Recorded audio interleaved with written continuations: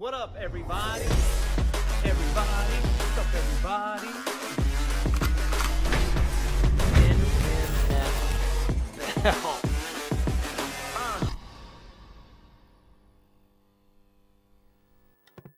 What's up, everybody? Welcome back to the What's Up, Everybody podcast here with my co-host, Sweet T, a.k.a. Tony Thompson. What's up, man? What's up, man? How you doing? I got a couple of comments on the last one saying that you need to establish that I'm actually your little brother more often than I'm your brother. So I guess some listeners were like, do they not know that wait, you're who's Sweet T? Because sometimes you refer to me as Sweet T and sometimes you refer to me as Tony, and they're like, is Tony Sweet T? Like you were telling the story, and you're like, and Tony was doing this, and they're like, is Tony Sweet T? Who's Tony? All right, for everybody out there that's wondering, Tony, Sweet T is Tony. This is Tony. That's why I call him Sweet T. One and the same person, my younger brother / bigger brother, looking older brother. Mm-hmm. That's who this is. That's Sweet T. That's Tony. All right, Tony the Tiger, Sweet T, the man himself. The man, the myth, the legend. The man, the myth, the legend. Right here. I can't believe they didn't know that. Can not put two and two together? I guess not. Come on, man. people. You never know. You never know because you were saying Tony and Sweet T, and they were just confused. It's all right. I am both. He's both. He's Tony. I am them. But if you guys are tuning in for the first time, we appreciate you. Don't forget to hit that like button. Got to. Subscribe. We drop one of these every single week, regardless of the circumstances. We fly back from vacation to make sure we don't miss and upload a podcast, a recording session. Speaking of YouTube, somebody just dropped a video on their YouTube channel. Yeah, old Chris. Is his middle name James? Christopher James Weidman. Chris Weidman, the All-American, started a YouTube channel. He started one like 8 years ago. I think he has like 8 videos, like old videos on there. But go check out his recent post, guys. Kind of like behind the scenes of his up and coming fight. So go follow him and subscribe to his channel. He's gonna have some pretty cool stuff. His recovery, and obviously that's all he can do at this point. Yep. He can't be showing no MMA moves. Nope. You know. Eventually, though. He will one day. Yeah. For sure. So go check that out. Make sure you guys give him a like, follow, subscribe, all that good stuff. I believe his channel's name is just Chris Weidman. You just saw him, didn't you? So yeah, this I did. Weekend. I did. We did. That's where you were. Yeah, man. Jeez. I missed you guys again. We missed you. But we went opposite directions. Tony went to Charlotte. Well, yep. Fort Mill, which is like right. Which is you literally got to go through Charlotte to get to Fort Mill from us. Tony's Sweet T. Sweet T. Yeah. Him and his Chris's sister, his wife, went to go visit them, and we, the rest of mine, we went to Charleston. Mm-hmm. Spent Mother's Day weekend down there. Had some fighters fighting, all that good stuff. Yeah, we had some fighters out there. Team Pitch Black fighters. Team Pitch Black. So we were representing some amateur. We had some guys with some amateur fights. We went 1 and 2. We had 3 guys. Mm-hmm. So not bad. I mean, you gotta learn from your losses. Yeah. So they'll be back better than ever. The guys That's the important thing, especially at the amateur level. It's all about learning, right? Like that's what I told him. Like, listen, don't beat yourself up. I'm like, this is where it's supposed to happen. You got to learn from this. Take everything you can from this loss and learn from it. And that way, next time you do better. You perfect your craft, and by trial and error. So they were like, well, you didn't lose any amateur fights. I was like, no, I didn't. But I did lose some pros, and I learned a lot from them. Actually, in fact, he wishes he would have lost amateur. I lost so that he didn't lose in the pros. A ton of my point fighting when I was a kid. Pretty much every one of them, because I got disqualified in half of them. Full contact. For hitting too hard. Yeah, point fighting. Then I went to full contact. But anyway, so yeah, it was a good quality weekend in Charlestown. It's good stuff. Did you good guys fights. Do any vacating? Any touristy stuff? Absolutely. We went to Red's Icebox. Red's Ice House, I mean.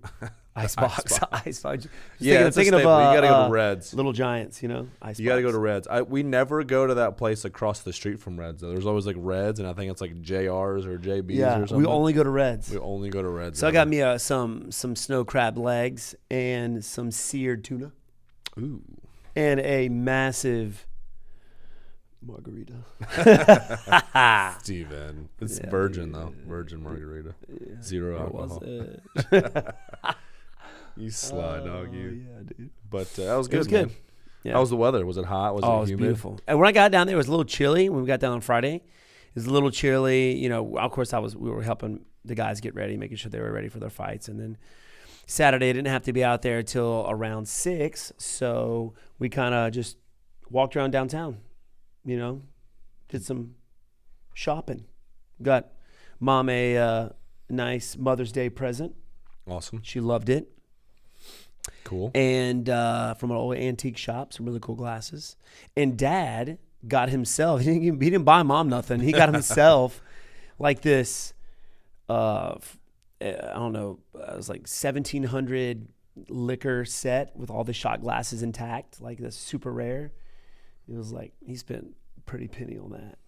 Sounds cool. He's like, screw Mother's Day, I'll get myself something. So yeah, so that's that was the weekend. Were y'all able to get in the water at all?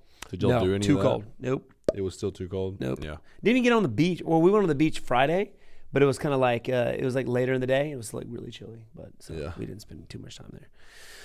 But no, good fights though. Not just our fights that I went to, but some good UFC fights. Not just UFC, but also Bellator.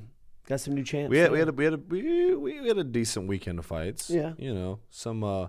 Let's start with Bellator because obviously that only a couple of fights we're touching on there. Number one is the MVP round kick. MVP. I would love to get like some training with that guy. People always say that, Wonderboy versus MVP, Wonderboy versus MVP. That would be a great fight. Do you think that would be a great fight? I mean, I would think it would be a good fight. I would expect it to be a good fight. I mean, it's just one of those things, though, where it's like, are y'all going to try to counter-strike a counter-strike? Are you just going to wait the whole time? We could go all day with this, Tony. Like what ifs, but maybe we can get some sparring in or something. Yeah, that'd be cool. That would be fun. Go to London, make that a trip. See, we got to put right there on the list. Right on the list. Whenever COVID, if it ever, everything opens back up, we want to go to Hawaii, trade with Max, Arizona, Sean O'Malley, New Zealand, Izzy, that would be dope. London, MVP, and have some of their delicacies there. Maybe swim with the sharks. In London? I think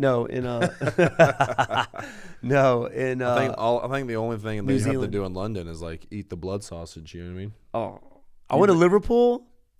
The food was not the finest cuisine. Didn't you say their coffee was really good? Coffee was amazing. Did you have their that's tea? all I would get. Their tea? No, I didn't try their tea. Do they have good tea? Tea and crumpets. Did I sound like I was from London just then? You sound like you're out of Harry Potter. You sounded like Harry Potter. Yeah, that's what I was himself. Going for. That's what I was going for. Or maybe like I really sound like a 12-year-old Harry Potter. Yeah, and you kind of look like him too. I'll give scar? you yeah, exactly. Got my own Harry Potter scar. I have one years. As well. So who's the real Harry Potter? Me or you? But MVP, bro, he did work. But the guy he fought, didn't he come up from 155? I heard he's a career lightweight. Now I'm not gonna act like I'm a big connoisseur of the Bellator. Mainly not anything against Bellator at all. Number one, I don't have Showtime, so I'm not trying to cop another subscription to another thing to watch fights, because that's all I would do is just watch those fights. And number two, UFC is just, you're in UFC, so I'm just mainly about the UFC. Thank you. But I think I saw somebody tweeted that he was like a career lightweight. But I mean, he was really good nonetheless. I think his record was 17-2 at the time whenever he fought him. But by the end of the fight, he had a crooked nose. He pretty much had. At the end of the fight, he had no nose. He had no nose. There was no nose there. It wasn't as bad as Mike Perry's, but it was pretty bad. I don't know, dude. Really? ESPN posted a picture on their Twitter of it just like right when it happened, and I swear it went back into his face. Like it was inside of his head. Oh. That's pretty bad. It literally had like a jagged edge, like it was missing. Somebody had hacked out with a saw, just cut out the like tip of his nose. Yeah.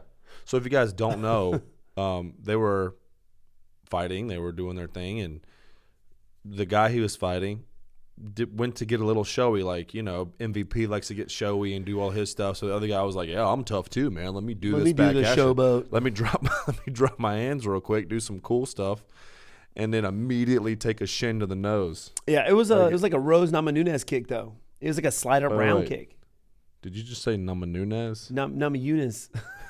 Namajunas. I'm not good with the names, Tony. Yeah. Okay, no. say it. How do you say Sorry. it? It's just Namajunas. Namajunas. You put two champs names together. Yeah, whatever. Namajunas. Yeah, Namajunas. That's right. Two champs together.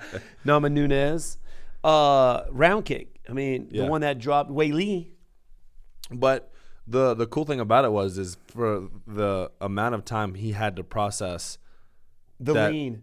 Like the calculation of the lean and okay, I'm gonna slide up kick. Yeah, or just even capitalize on a dude who decides to drop his hands real quick and be showboaty. Like you see it happen a lot, but typically it doesn't register in your brain fast enough to okay, his hands are down right now. Let me go get him. Yeah, it's like his hands were down for a second. He's like, I'm just gonna kick you in the head because you have no defense. Yeah, it shows the level of IQ, even though it was like obvious. But when you're in a fight, it's definitely different. Yeah. And then the speed to be able to get your foot to the head before he can bring his hands up. Yeah. And he just leaned right into it. It was almost like took his nose away. Yeah.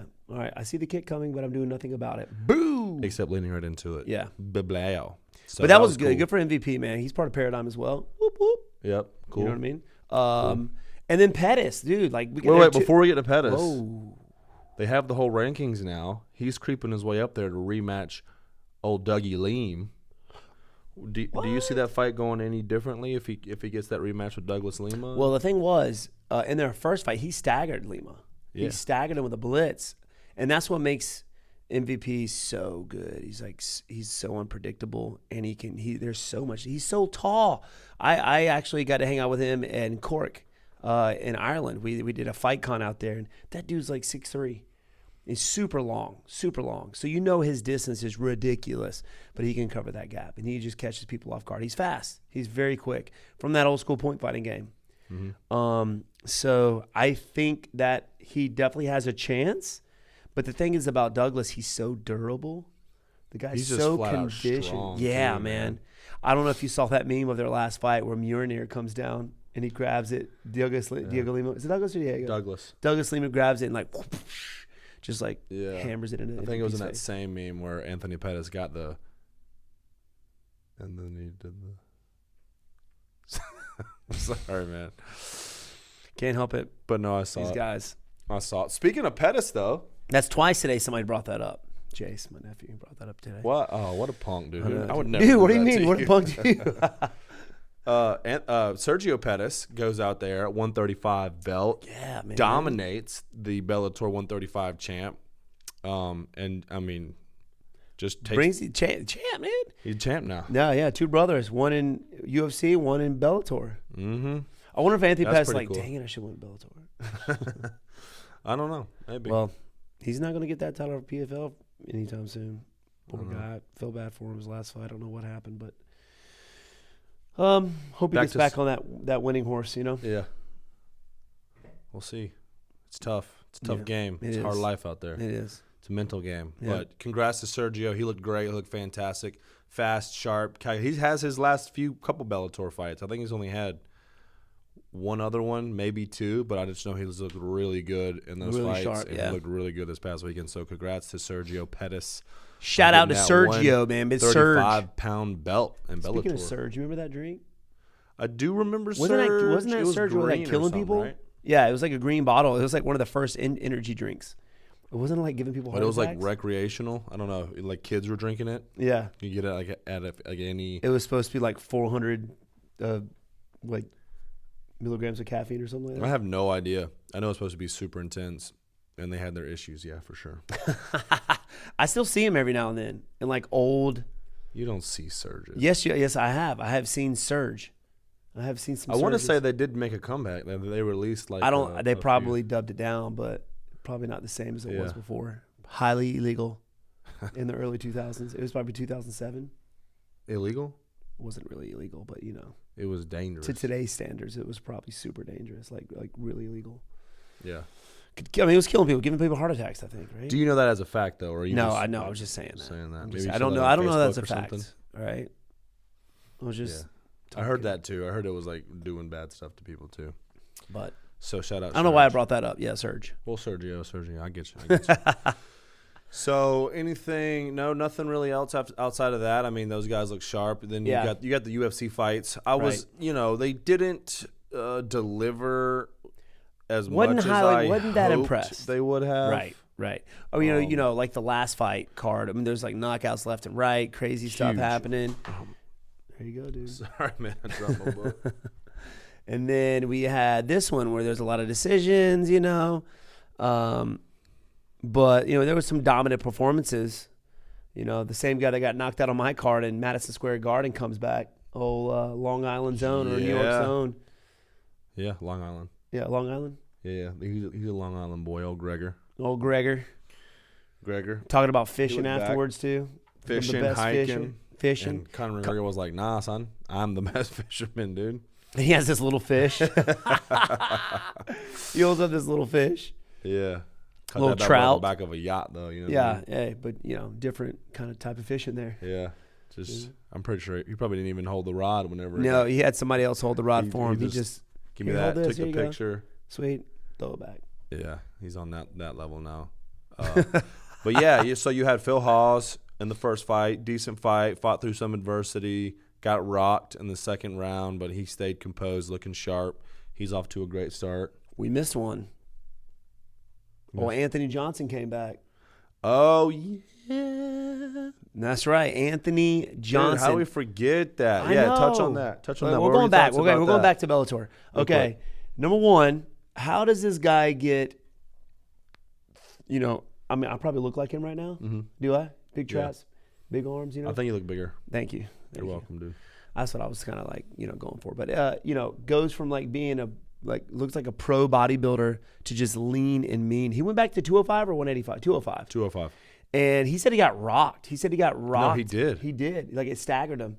Yeah. And then he comes back with the old Usman, grab the hand, pull down, right hand drop, and he just knocked his opponent out. Yep. I wish I had that kind of power. I wish I had just that one hitter quitter. Doesn't matter what volume I throw, like how hard I throw it or little I throw it. I'm just going, I know I'm going to knock somebody out with it. Yeah. It was good for him. I'm glad he's been over 2 years since he's fought? Since he retired? It's been a while. He retired. We were there, I think, when he retired. Maybe. I don't know either. I don't remember, but it was right after he wasn't super happy with his performance, but he got the win, he got the KO. You got to be happy with that. You can't own somebody. Yeah, no. He's just mad he got touched. Yeah, he did. He definitely got rocked. He definitely got rocked. I remember seeing it and being like, "Ooh, he's hurt, man." Like he was in bad shape, but his veteranness came out and he ended up beating that adversity and weathered the storm. Came back with his own and dropped him. What's so congrats, crazy, Anthony. Yeah, congrats. What's crazy, though, is that it was supposed to be Yoel Romero in there. Can you imagine him and Romero going at it? Well, Yoel Romero looked thick. Why was he not get injured? Something medicals, man. Something with medicals. I didn't look into details. I just saw that he couldn't clear medicals. And EKG came back negative? I don't know. Bro, I'm considered old now in the UFC. I now have to get EKG. Make sure you don't be having a heart attack out I'm like, wait, fight, what? Dude. I've never had to do EKG before. They're like, yeah, once you get over 38 or 35 or something like that. I don't know. But yeah, I'm considered old. It's all right, I'm pissed. Well, hopefully we'll be there one day. I'd like to be called old one day, you know what I mean? Stop it. Anyway, back to UFC. Yeah, back to UFC. Phil Hawes looked good, got the W. Then moved on to Gregor Gillespie and Diego Ferreira. The scrambles in round one. Ridiculous. You know you're going to be scrambled when you're going off against Gregor. I He's know. Freak. But with the relative ease it looked like Ferreira had in round one, just defending all of them, scrambling, going the right direction. Gregor could not keep him down. Yeah. To the point to where he was absolutely exhausted after that first round. Yeah. You would have to be. I try and do that for 30 seconds and I'm done. Yeah. And I'm tired, They were going the whole 5 minutes. It was a relentless pace. And you could see they even pointed out in commentary how tired Gregor was. He was basically stumbling back to the corner. Could barely even walk. I hate that feeling. Been there, not with the wrestling though. But I've been fatigued like that. It's a terrible feeling. And then they come out second round, and I don't know how, but Gregor kept the same pace, and he ended up just breaking Ferreira. He could not keep up. That's wrestlers. You could tell he was slowly just letting him get the takedowns more and more. He was more just fighting out less and less, and then he was just done. That's how Gregor does it. If you're not used to that kind of a pace and defending that high level of wrestling, you constant. It's like fighting Khabib. Those guys just taking in the deep water and drown you, man. There's nothing you can do. It's just like, oh, all right, I'm just gonna let this guy just crush me. Yeah, that's basically what he did. He's like, I'm just gonna lay here, cover my back of my head, and just let the ref do his thing, and that was it. But Gregor looked sharp. He looked good. Coming back, he had a long layoff after a devastating KO loss to Kevin Lee at UFC 244. Yeah, so November 2nd of 2019 that took place. So he had like long layoff. Yeah, very long layoff. Long layoff, comes back and gets the W. Not to mention Ferreira missed weight by 5 pounds. What? So got the W, and he got 30% of his purse. Boy, that's got to make you extra happy. Yeah. I got to say, though, in the first round, Ferreira looked like he rocked Gregor a little bit from the striking aspect. But then was there any head kicks thrown from him, from Ferreira? No. What? Nope. You figure you put them hands and feet together after him getting knocked out with a head kick. Yep. But, let's see what else. So congrats to Gregor getting the W, coming back. We got the then next up, you got old Neal versus Neal. Oh man, I know, dude. Congrats, Neal Magny, on that, man. Good for you, dude. Played it smart, stayed long, outpointed him. But I was a little disappointed in Jeff Neal. Like he just wasn't. He would close the gap, but not do anything with it. Once he's closed the gap, he just didn't do anything. I don't know if he was frustrated, wasn't used to the length. I don't know. Well, did you see a statement he put out after the fight? I did not. He put out a lengthy statement, similar to yours. I'm not taking him as a guy that likes to make excuses or anything, but it seemed like he had he was like questionable going into the fight. He said he almost didn't take it, and then he ended up cutting like 38 pounds in like a week or 2 weeks or something like that to get to the fight. He was like throwing up, almost had to call the fight off. So basically he was like, I'm going on vacation next week. I'm going to take a long time off and just get my mind right. I'm going to do some blood tests, see what's going on. He said he never felt the same after the sepsis, after he had that bout with sepsis before he fought you. Yeah. Never felt the same. He's lethargic, tired. He just doesn't have that motivation. So I wonder if it's, just having that, number one, almost dying, that just takes a toll on your body. Yeah. Your body doesn't react the same. I don't know if, chemicals get imbalanced, whatever. Testosterone, I don't know what all he had to go through. We're not cosmetologists. Yeah, we're not, doctors, so cosmetologists. We're not rocket scientists. We don't know the ins and outs of the human blood. Whatever. It's whatever. But yeah, man. Hopefully it does, man. Take a vacation, man. Get your mind right. Would love to see him come back because, he was the dark horse of the division. Everybody's saying he's the dark horse. He still can be. He got power. Man. He has really good technique. But like you said, man, he would get in there and he just almost just like wouldn't pull the trigger. It was interesting. It's crazy how much mental plays a big part of competition. You can have all the attributes in the world to be the best fighter in the world, but if you don't have that mental game on point, not happening. I mean, that's how Anderson Silva and Conor McGregor beat 90% of their opponents before they even stepped out there. Because as soon as you doubt yourself, even a split second, it's like a seed. It festers, it sprouts throughout your entire being until you're actually just doubting yourself. You're not throwing like you normally throw. You're not moving like you normally move, thinking like you normally think. It's crazy. Maybe they just didn't prepare themselves, because that's what gives me confidence. I know that when I train hard, when I put everything I can do in the gym and everything, leaving no excuses, just always in the gym training, putting myself through that and not missing a day is what gives me the confidence. And I guess when these guys don't do that, I'm not saying you didn't, but when these guys don't do, I've seen it, that's when those doubts start to come in. Because I've felt those doubts before. It's like, in my earlier career, especially in kickboxing, I'm not feeling too well today. I'm just not going to go for training. Just skip out. And then it's like, it starts seeping in. I'll be laying in the bed at night. It's like, bro, I missed today. Like my opponent is going to be the best shape of his life. He trained hard, and I don't play those games no more, man. Don't play those games no more. Yep. So not worth it. Not worth it. Not worth it. At least that way I know if I do lose, I lost at my best. He beat me at my best, not because I wasn't prepared. Yeah. There's no excuses. Right. Either you win or he beats you because he was a better fighter or better person honor or in whatever. that. Right. Yeah. So I'll be able to sleep sound. No regrets. No regrets. No regrets. Dang. But then you got the old Cerrone, man. Oh, What? Old for Old sure, man. Cerrone. Not old in age necessarily, but just fight years, fight games. Now the whole vibe of this whole thing, starting with like we touched on just a little bit, and everybody's going crazy with right now, is the Diego. His original opponent was Diego Sanchez at 155. Yeah. So he was trying to make his return back down to 155 and keep that going at 155. And then the whole Diego Sanchez stuff comes out, which is just absolutely mind-blowing, the stuff that's coming out now. So they have that. He had that. That fight gets pulled. Morono steps in last minute. Obviously, he's not going to be able to make 155 in a week or whatever it was. So they do a catch weight at 170, and it just didn't work out for him. No, man. He had a lot of success. What was it? He had like 3 or 4 wins at 170 when he first moved up. Knocked out crushing dudes. Knocked out Matt Brown. Rick Story. He was just crushing dudes, man. And then all of a sudden, Boop. Yep, I think that has a lot. Is he younger than me? I'm pretty sure he's younger than me.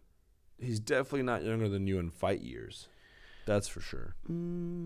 Age-wise, I would say he's younger than you. Okay. But you're pretty old. I think stop it, man. I feel like I'm 25. You look like it. Thanks, dude. I love you, man. Love you too. Man. But it was one point where he was just taking fight after fight, like back to back to back to back, not really giving his body, time to heal up. And for me, I do well with fighting twice, at the most 3 times a year. Yep. You know what I mean? The past several years, he is your age. He's 38. He's 38. Okay. Yeah. But when you're taking fight after fight after fight, like, at that in that time when he did that just takes a toll on you too, man, and can burn out. Mm-hmm. Can burn out from fighting. So I don't know, man. I wish the best for him, man, and I know he's talking about retirement. He's at least thinking about it. He's thinking about it. At this point in time, you have to. He's lost 5 out of his 6. 5 out of his last 6 fights, and the one fight he didn't lose was a no contest. Yeah. Well, it was a draw. And how many of those were knockouts? Finishes. Well, he had the Tony Ferguson TKO where his eye swelled up. Yeah. And definitely all war. Conor McGregor. Yeah. So. Man, I love you, Cerrone. Everybody does. Dude, that dude's good. No matter what he does from here on out, he's going to go down. He's going to go down in UFC history for sure. Absolutely, 100% guaranteed. I mean, most bonuses, right? He's got the most bonuses out of just about anybody. Yeah. Ever. But props to Morono. Yeah. He stepped out there. He took another short night photos. Short night photos. Short fight notice. That's crazy how your brain does that. Yeah. Switches those first. Words. Yeah. I do it all the time. Letters. All the time. What? Or do you say it perfectly? Yeah. It's like you wouldn't even catch it. Just keep going. But he came out there swinging. Definitely man on a mission. And he looked good. Yeah. He took out Cerrone, and he got back in the win column, which was good for him. Win column. Good for him. Congrats to Morono. Congrats, brother. Doing his thing, getting out there and finishing the legend. And then you had the main event, which was pretty one-sided. You had Rodriguez versus Watterson. I like that picture that went up with you and her, you and Michelle. Oh Watterson. Yeah. What the person said something about like. It was the karate hottie and Michelle Watterson or something like that. Yeah, like pose for fans or pose for pictures. Yeah, yeah. Like oh, thank you for thinking I'm the original karate hottie. She's definitely karate hottie. So, yeah, I mean, Rodriguez looked great. Her striking was on point. She just looked more powerful. She just looked like she could just walk through. Everything that she do. Yeah. She was some good good kick combinations from Michelle, though. Yeah.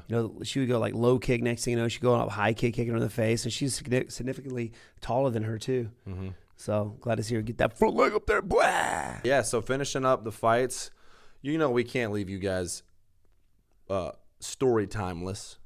So, last week we talked about the one time I almost got kidnapped in Atlantic City, that fight. This week we're going to touch on the man, the myth, the real legend himself, Papa Ridgehand, but not actually himself. Yeah. The man who birthed him. He actually birthed Dad. He birthed Papa Ridgehand, his dad.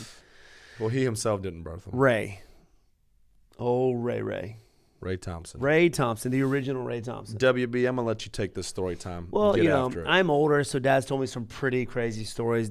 My grandfather, never met the guy. He died before I was born. I know, actually, I think he held me. So, but he died before I got to know him. Definitely a tough guy. I thought my dad was tough growing up. Like our dad, he is tough, but his dad was just on another level. This dude's just tougher, bro. I know it. And Dad would admit that. Right. If you want to learn a little bit more about him as well, go watch the Joe Rogan one as well, because I talk about it. But this dude was he owned some bars and stuff like that. But my dad told me several stories about Pops. There was one where he owned some bars and clubs or whatever, and he was the bouncer, he was the owner, he did everything. He was taking the money out. He always took the money box with him every night, right?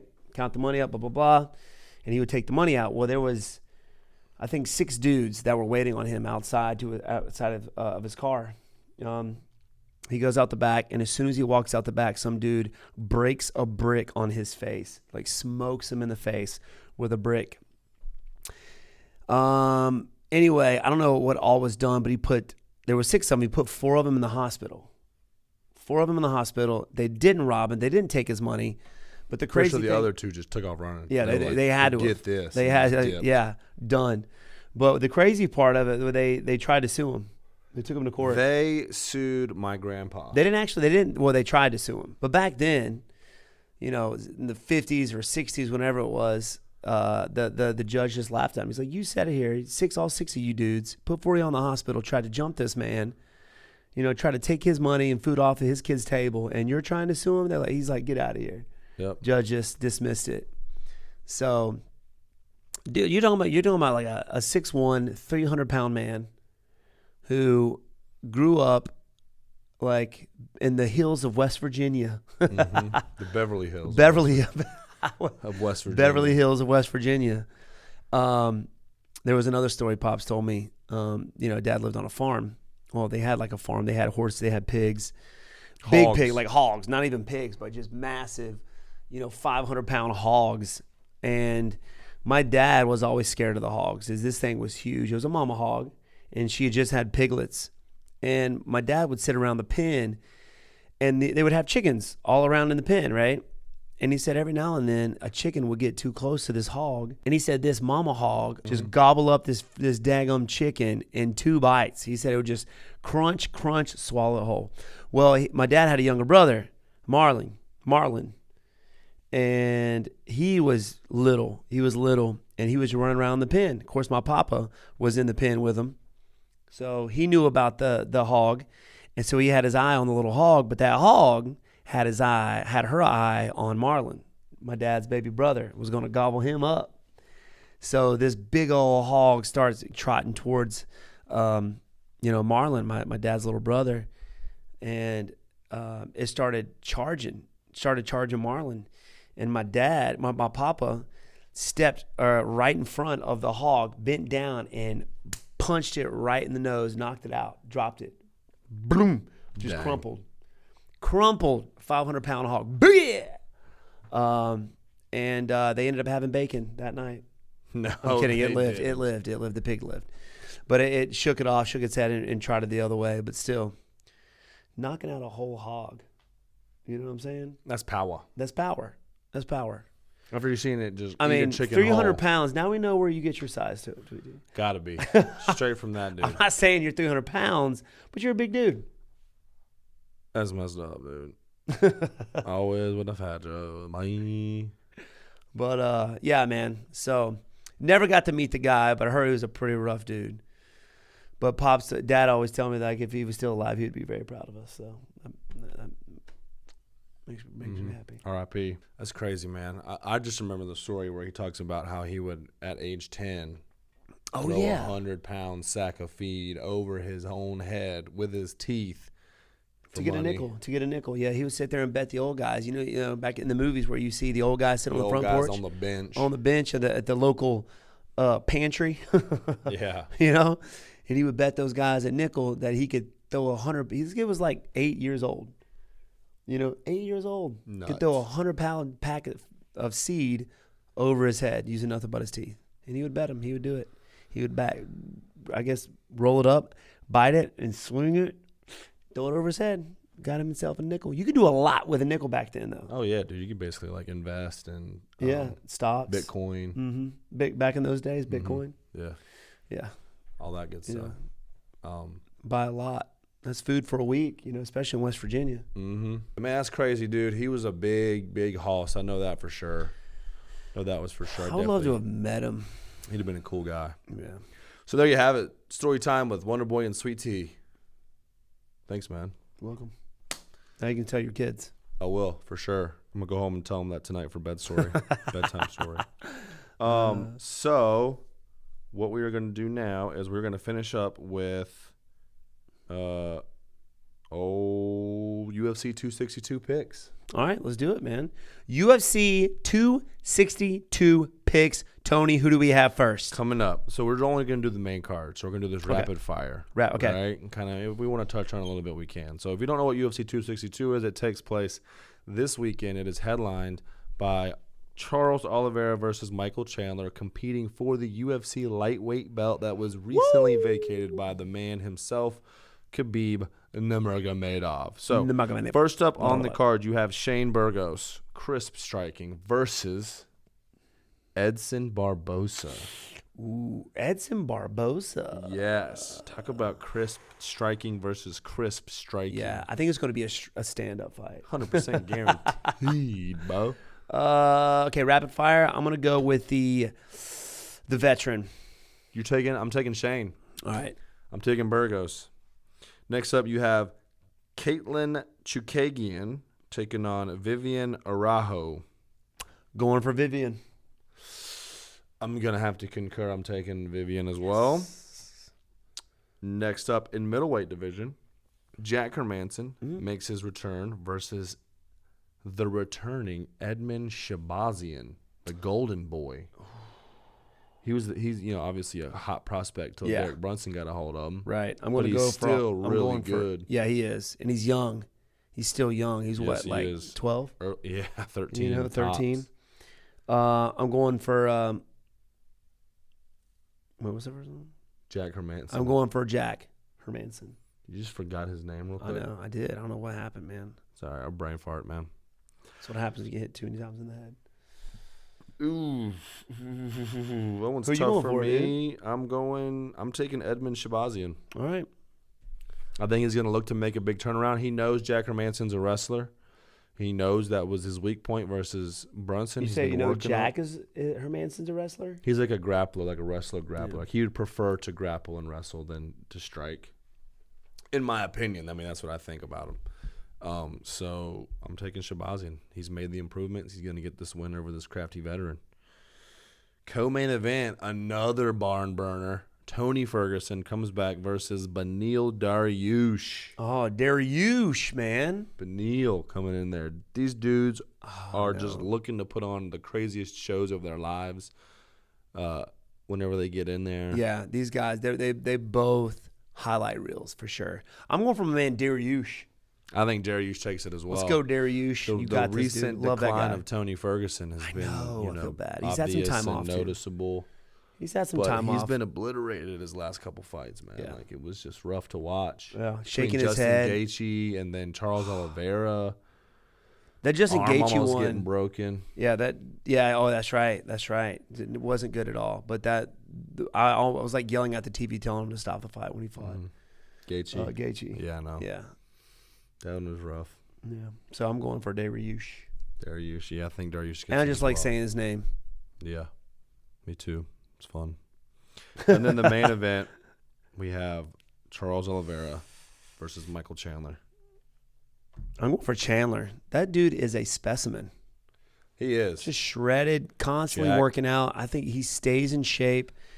I don't think he ever stops working out. Muscle hamster. I don't think he ever stops throwing the medicine ball. Yep, or doing backflips with it. Yep, just constantly. That's his workout. That's what he does in camp. Mm-hmm. Doesn't spar, just medicine ball tosses and backflips. Yeah, that's his whole training regime. Yeah, I don't know. His last performance was just crazy. Nobody expected him. Nobody expected. Hooker in the first round immediately, just like that. The only thing that I think he's got good jiu-jitsu. His opponent does, and you see wrestlers all the time wrestle themselves into submissions, and he's got the reach he's got to deal with as well. But he closes the gap very fast, and he's explosive. Yeah, he's very explosive. So I'm going for Chandler, man, and he's fired up. He is fired up. He's on a mission, but I'm taking Oliveira on this one. What? Tony. I think, and this is what I think. Yes, Chandler's explosive. Yes, Chandler has the wrestling, but he's not one to always like put combinations together. Right? He's looking for like that big shot. Right. Big shot. Utilize the wrestling. I think Oliveira can keep him at bay with his range. And is Michael Chandler going to want to take him down because of the submissions? I don't know. I think Oliveira can stay on the outside and pick him apart. I think it's going to be. Do you think it's going to turn into a striking battle? Yeah, 100%. Both grapplers, you see that a lot too. You got two, either wrestler, grappler, wrestler. They cancel each other out, and they like just don't even want to wrestle you because I know you got wrestling. Let's just bang it out. Let's see who's got the best striking. You saw that with Usman and Colby. Yeah. So that could definitely, I can see that. I'm not going to disagree with you. Yeah. I can definitely see that going that way. Yep. Or I could see a flying kick off the cage, 2 spins with a hook kick to the jaw. Yeah, that's a possibility. You never know. It's possible. Yep. And then next thing you know, for the next 2 years, you'll be seeing those. Yep. People will be trying those. You know what? Have you seen anybody else do that though besides Anthony Pettis? I've seen people try. Yeah. Yeah, I've seen him try. Were they successful? No, I wouldn't say they're successful. That what is it? Michael Pajeda, that did the welterweight Brazilian dude who's always doing like backflips and stuff. Yeah. He's tried a few times. Failed. But wasn't as successful as that. But there you guys have it, man. There you go. Another episode of the What's Up Everybody podcast coming to you live. If you guys liked it, enjoyed it, please hit that thumbs up. Like it, baby. Even if you didn't like it, just like it anyway. Hit the thumbs up instead. It's opposite day. So thank you guys for joining, man. Yeah, thank you for joining us. Check us out on Spotify. Check us out on Apple Podcasts. Leave a solid review for us. We appreciate you. We love you. And again, subscribe, turn the notification bell on so that you don't miss an upload. We drop one every week, 10 a.m. Eastern time to kick off your Monday morning, get you through the Monday. Let's get it. By the way, speaking of that, somebody in my last fight got through his weight cut by listening to our podcast. There you go. It can help with anything. Wait, which fight? This weekend? This past weekend, some of the Charleston? amateurs. Yeah, I was listening to you and Sweet Tea's podcast. Got me through my weight cut. Well, there you go, guys. If you need a little bit extra joy and laughter, positivity oozing out of every orifice. Yeah, love it. Love it. Appreciate y'all. Love y'all. Catch y'all next week. Peace.